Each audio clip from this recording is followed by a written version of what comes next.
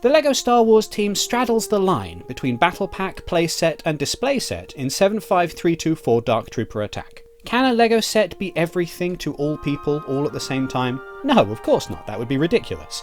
But 75324 Dark Trooper Attack gives it a really good go anyway, offering something for army builders, minifigure collectors, kids, adults and custom builders alike. And even if it doesn't quite hit the nail on all those aspects, the fact that it manages to deliver on all of them at least part way deserves applause. What we're saying is, if you like LEGO, Star Wars and The Mandalorian, there is probably something in 75324 Dark Trooper Attack for you. Beyond just aiming for that absurdly broad appeal, Dark Trooper Attack is a genuinely curious set in the current portfolio. First, it's another representation of part of an existing set at a wildly different scale, blowing up the interior of 75315 Imperial Light Cruiser to something that's better fitting of minifigures. Second, it's got all the vibes of a battle pack without actually technically being a battle pack, at least in name. But then 75280 501st Legion Clone Troopers doesn't say battle pack on the box, and that definitely is. Still, the minifigure selection suggests this isn't intended to be an army builder, more on that later, while the build really goes above and beyond anything we've seen from a typical battle pack.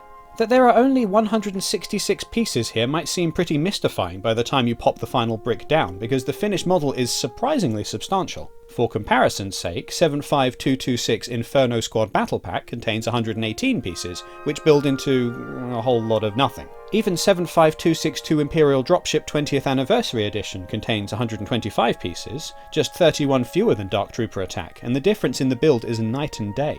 The LEGO Star Wars theme doesn't always get location-based sets right, particularly at this price point, with builds often feeling disjointed or sparse. But this slice of Imperial Corridor ticks all the boxes, offering a wide brick-built footprint while still keeping everything contained and cohesive. The much-touted play features are really neither here nor there. Yes, the elevator spins around, but Luke can't hold his lightsaber while it does so. The spinning area of the floor is tricky to operate smoothly with your finger, and the sliding floor to simulate one of the troopers being force-pushed away feels as limited as it does fun. For those of us just popping Dark Trooper Attack on display though, this really does look the part, and if you're happy to dispense with some of those play features, could easily be improved and embiggened by combining multiple copies. The over-reliance on stickers does grate a bit, but it's difficult to see how some of the details could have been recreated at this scale and, crucially, price point in bricks. One option might have been going less forensic with the detail, and instead focusing on the less realistic but more charming brick-built greebling across the walls. Would that have inflated the price tag even further? Presumably, although the already stretched thin price per piece ratio feels like there was room to throw us a bone somewhere in the mix.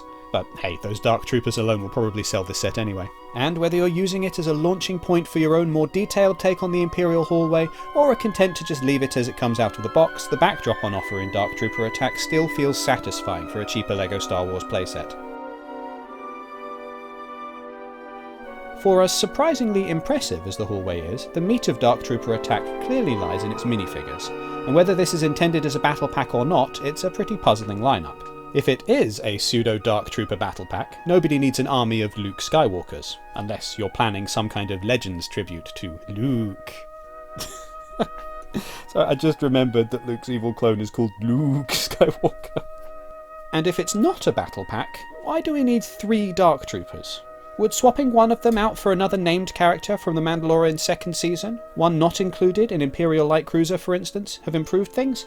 Probably not. You are buying this for the Dark Troopers, army of Lukes or not, and this is a character selection that makes sense for the scene and the set, regardless of any wider LEGO buying context. Plus, they are very cool minifigures. The Dark Troopers are interesting for how their glowing red eyes are printed on their heads, shining through the gaps in their helmets to appear set back as per the on-screen droids, while Luke represents a notable upgrade on previous all-black outfits in almost every regard. The jury is still out on whether the LEGO group has overthought that hood piece.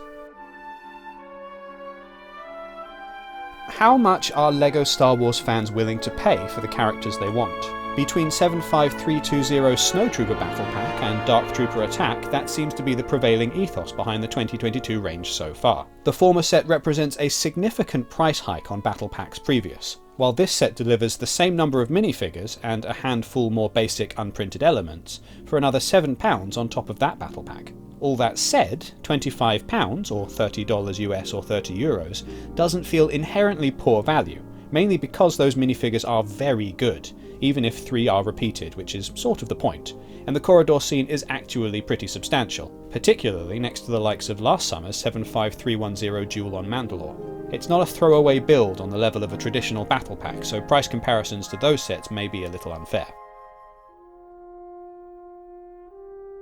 Is Dark Trooper Attack a battle pack? Does it matter? By the time you place that last sticker and push in those last few tiles across the back wall, chances are you'll have found something across the 166 pieces and 4 minifigures to justify picking up 1, 2, or even 3 copies.